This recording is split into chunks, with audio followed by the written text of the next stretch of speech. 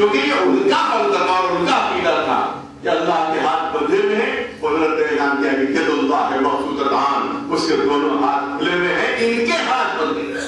تو اس کا مطلب یہ ہے کہ یہ اس نظریے کے خلاف، یہ نظریہ جس کو نظریہ بدا کہتے ہیں، اور بدا جو ہے وہ قرآن مجید سے ثابت ہے، اور ہم جو بدا کا عقیدہ رکھتے ہیں وہ قرآن کی بنیاد پر رکھتے ہیں. اللہ ہے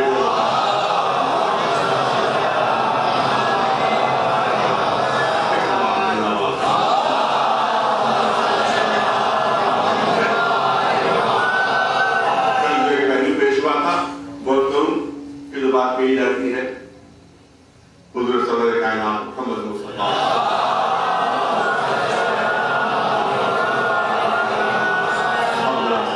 ایک بہت سنسٹیو موضوع ہے، تھوڑا لازم موضوع کرنا چاہتا ہوں. وہ یہ ہے کہ رسول اللہ کے سلسلے میں کہا جاتا ہے کہ جس طرح سے اور مردے اسی طرح سے لوگ بھی ایک مردہ، اور جس طرح سے سارے مردے مٹی میں مل جاتے ہیں اسی طرح کو بھی مٹی میں مل جاتے. لہذا اب یا رسول اللہ کہنا اب یہ وہ کیٹیگری ہے کہ جو پورے طرح داری کہ جو ایک چھوٹا سا مسئلہ کو کرتا سارے مسلمانوں کو کرتا. میں چاہتا ہوں کہ اشاروں سے ضرور بھی ہو جائے کہ بعد میں کہی جاتی ہے کہ آپ رسول اللہ کے طور پر جو جاتے ہیں تو یہ شرک ہے، بدعت، اور دعا موحد ان کو توسل ان کا وسیلہ اختیار کرتے ہیں، یہ بھی شرک اور بدعت ہے، اور ایسا شبد ہے اسلام سے خارج ہے. لہذا کسی بھی اولیاء میں کسی کو نہیں، رسولوں میں انبیاء میں کسی کو بھی وسیلہ دعا میں نہیں بنایا جا سکتا، اور ان کے طور پر اگر ہے تو یہ شرک اور بدعت بن جائے. یہ نظریہ بنو امیہ کے زمانے میں چل رہا ہے، بنو امیہ کے زمانے سے نظریہ. مقصد یہ ہے کہ عظمت رسالت کو ختم. ظاہر ہے کہ یہ چیزیں ایسی ہیں کہ جب الگ کے اشارے میں بیان ہو سکتی ہے، لیکن بہت بڑی تاریخی حقائق ہے کہ امیر شام سے کسی نے پوچھا کہ کب تک اہل بیت کی خلاف سازشیں ہوتی رہیں، کب تک یہ مسئولیت منصوبہ بندیاں ہوتی رہیں. اتنا پریشان کر دیا، اتنا ستا دیا تم نے، اتنے مسائل کھا دیے، ارے اب تو ختم کرو. تو جواب سنیے کہ کہا کہ ابھی ہمارے منصوبے پورے کہاں، ابھی ہماری پوری منصوبہ بندی پوری مکمل کہاں. دیکھو یہ جواب موجود ہے، دیکھو کتنے لوگ آئے دنیا میں چلے گئے اور ان کا کوئی نام لیوا نہیں، ان کے نام بھول گئے، ان کا کوئی نام لینے والا نہیں. مگر ان کو دیکھو آج بھی اذان میں نام آ رہا ہے. جب تک اذانوں سے ان کا نام نہ نکالوں گا اس وقت تک میرا منصوبہ مکمل نہیں ہوگا. تو بنو امیہ کی سازشوں کے تحت یہ پورے عقائد بنائے گئے تھے.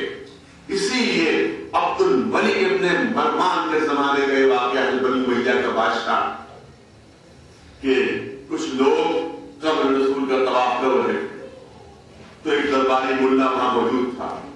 اس نے کہا کیا بتائیں آج بھی یہ باتیں کہی جاتی ہیں، ہم زبان سے نہیں نکالتے کہ کیا وہ سیدھا ہڈیوں کا طواف کر رہے ہیں، کیا وہ سیدھا ہڈیوں کا طواف. بنی امیہ کے دربار میں وابستہ وہ ملا تھا کہ کیا وہ سیدھا ہڈیوں کا طواف کر رہے ہو، ان سے تمہیں کچھ نہیں ملنا ہڈیوں سے. اگر طواف ہی کرنا ہے تو جاؤ دیکھو خلیفۃ اللہ عبد الملک ابن مروان تخت کے اوپر تشریف فرما ہے، ان کا طواف کرو،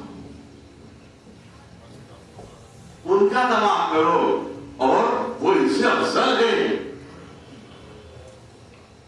وہ ان سے افضل ہے کیونکہ یہ پیغامبر تھے اللہ کے، یہ پیغام لانے وہی نظریہ چل رہا ہے، یہ پیغامبر ہے، یہ پیغام لانے والے ہیں. اور جو تخت پر بیٹھے ہیں عبداللہ بن مروان وہ اللہ کے خلیفہ ہیں. تو جو خلیفہ ہو اللہ کا اس کا مرتبہ بڑا ہوتا اس سے جو پیغام لانے والا ہو. لہذا جاؤ ان کا طواف کرو، بوسیدہ مٹیوں کا کیا طواف کرو۔ اور آج بھی یہی بات کہی جاتی ہے کہ مٹی میں جسم مل چکا ہے، جس طرح سے ہمارے جسم مٹی میں مل جاتے ہیں اسی طرح سے ان کا جسم بھی مٹی میں مل چکا ہے۔ کیا وہاں پکار رہے ہو، کیا دعا مانگ رہے ہو، کچھ بھی نہیں۔ یہ وہی نظریہ ہے کہ رسول ہمارے جیسے، یہ وہی نظریہ ہے کہ رسول ہمارے جیسے، تو جس طرح سے ہمارا جسم مٹی میں مل جاتا ہے اسی طرح سے رسول اللہ بھی ہمارے جیسے، تو ان کا جسم مٹی میں مل گیا۔ لیکن میں قرآن مجید سے ثابت کرنا چاہتا ہوں، توجہ ہے، میں قرآن سے اگر مسلمان کو انکار کرتے تو مسلمان نہیں ہے۔ میں قرآن مجید سے ثابت کرنا چاہتا ہوں کہ ہمارا جسم کچھ اور ہوتا ہے اور انبیاء کا جسم کچھ اور ہوتا ہے۔ اور یہ قرآن سے ثابت کرے، جو قرآن کا منکر ہے مسلمان نہیں، جو قرآن کا منکر ہے وہ دائرہ اسلام سے خارج ہے۔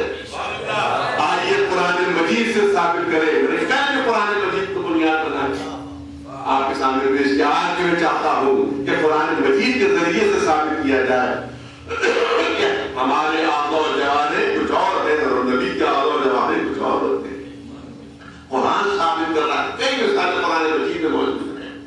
یہ کہا جاتا ہے کہ نبی ہماری جیسے ہمارے ہاتھ پیر ویسے ان کے بھی تھے، ہم بھی کھاتے پیتے وہ بھی کھاتے پیتے، ہم مریض ہوتے تو وہ بھی مریض ہو جاتے ہیں، اور ہم پر تکلیف ہوتی ہے ہمارے جسم کو تو ان کے جسم کو بھی تکلیف ہوتی تھی، لہٰذا بالکل ہمارے ہی جیسا جب جسم تھا تو جس طرح سے ہمارا جسم خاک میں مل جایا کرتا تب ہونے کے بعد، اسی طرح سے ان کا جسم بھی خاک میں مل گیا تب ہونے کے بعد۔ تو ہماری طرح تازہ جوانے ہیں، مجھے اتنا بتا دیجیے کہ جو کہتے ہیں کہ نبی ہمارے ہی جیسا، ان سے پوچھئے کہ کیا کبھی بھی نے چیونٹی کی گفتگو سنی ہے؟